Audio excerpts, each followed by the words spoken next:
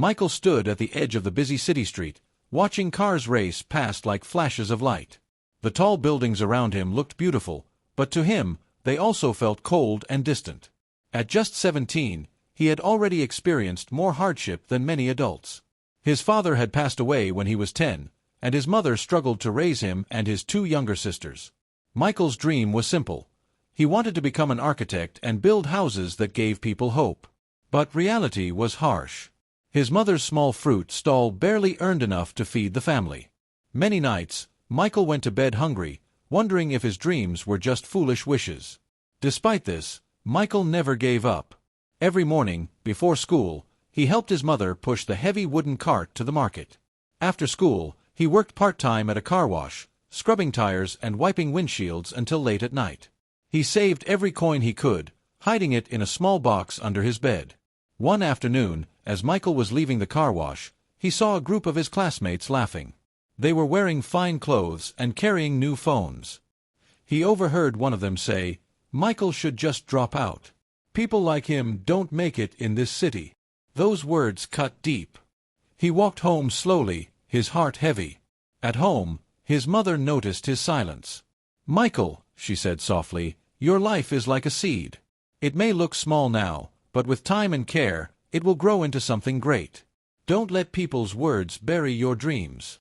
Her words lit a small flame in his heart. That night, Michael opened his box of savings. It wasn't much, but it represented hope. He decided to apply for a scholarship to a prestigious architecture program in the city. He knew the competition would be tough, but he also knew he had nothing to lose. As the city lights twinkled outside his window, Michael whispered to himself, "One day, I'll make it. One day, these tears will turn to triumph." Weeks passed quickly as Michael prepared for the scholarship exams. He woke up before dawn to study, balancing his time between school, the car wash, and helping his mother at the market.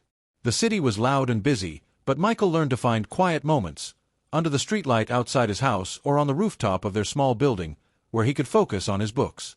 One evening, while revising geometry, Michael's friend Tund approached him.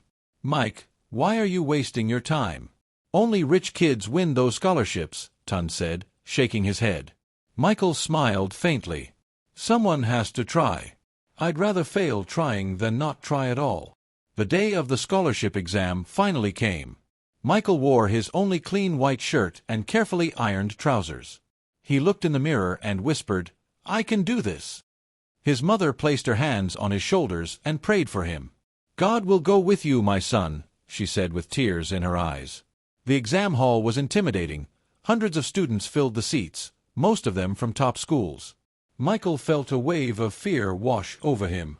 But then he remembered his mother's words, and slowly, his confidence grew.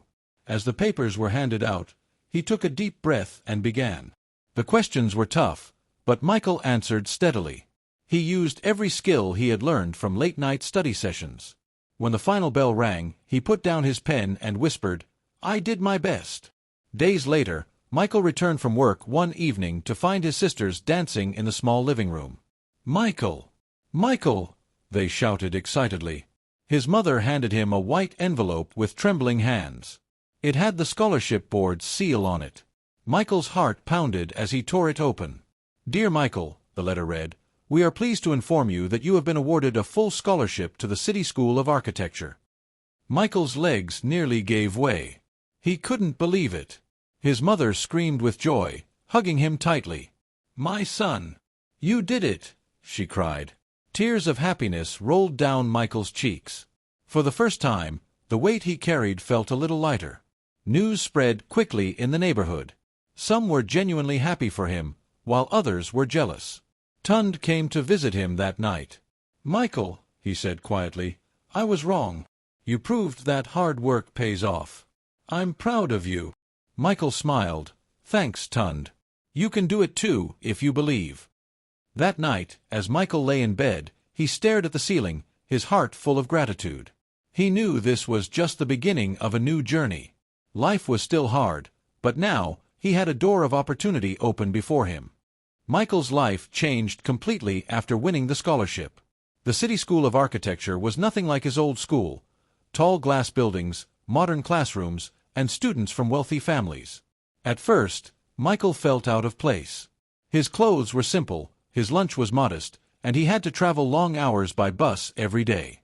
Some students whispered about him. "He's the scholarship boy," they said. "He won't last a year here." But Michael ignored their words and focused on his studies. He reminded himself every morning, "I came here to learn, not to compare." The workload was intense.